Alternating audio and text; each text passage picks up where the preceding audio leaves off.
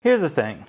It's easy to assume that Alex Garland's Civil War is a war epic action flick where politics takes center stage in an interstate conflict made to mirror and forewarn about the current state of real-world political unrest. I mean, it certainly aligns with a number of real-world factors. It is an election year after all, and Hollywood is not shy about using film to address concerns and political perspectives. Yes, a collapse in our great union lays the foundation for the story we follow in Civil War. And there are periodic jabs at certain depictions of American behaviors and ideologies as war brings out the worst in humanity here. But Civil War is not the movie you think it is. For a film that's heavily advertised around conflicts in politics and patriotism, it actually serves as a better conversation starter on topics not apparent in the promo material, but are arguably equally as important to think about. I have a New York-based whiskey hanging out that I have been very eager to try. This distillery quickly became one of my favorites when I tried their 10-year bottle, and now I'm excited to feature this one. Today, I'm sipping on Widow Jane Lucky 13 and reviewing the film Civil War.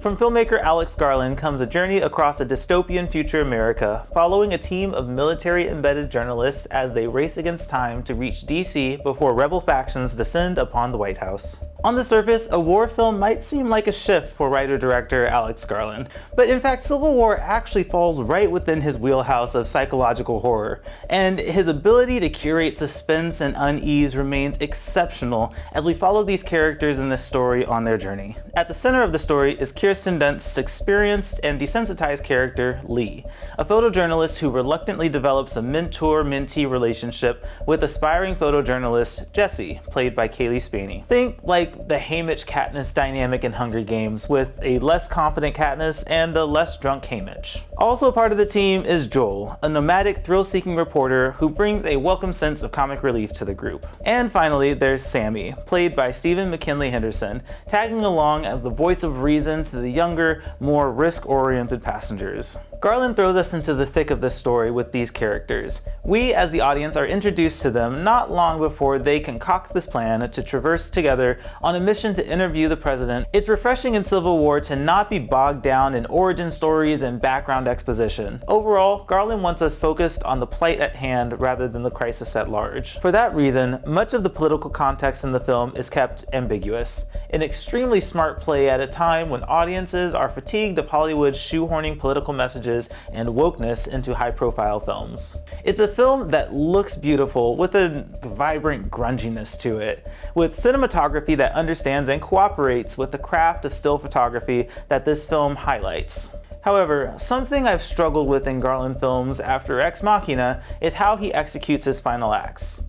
For me, they tend to leave something to be desired, often offering an intentional point to the narrative that ends up being too ambiguous to be concisely named. I got the same feeling from the finale of Civil War. Lessons are taught from master to protege throughout the film about the importance of journalism that, of course, culminate to influence the events that transpire in the finale. But were these lessons correct? Or did we learn something new to amend the protagonist's perspective? Besides the predictability of these final events, the actions taken by these characters seem more concerned about following storytelling formula than following through with validating the moral of the story. The final scene of Civil War is a sentence that lacks a punctuation mark, so to speak, leaving me to wonder what the ultimate meaning of the sentence, and thus the story as a whole, was. And as much as marketing is encouraging audiences to see Civil War in IMAX, this is actually one you can pass on the premium pricing for. The film is action, sure, but few scenes stand out as must-see sequences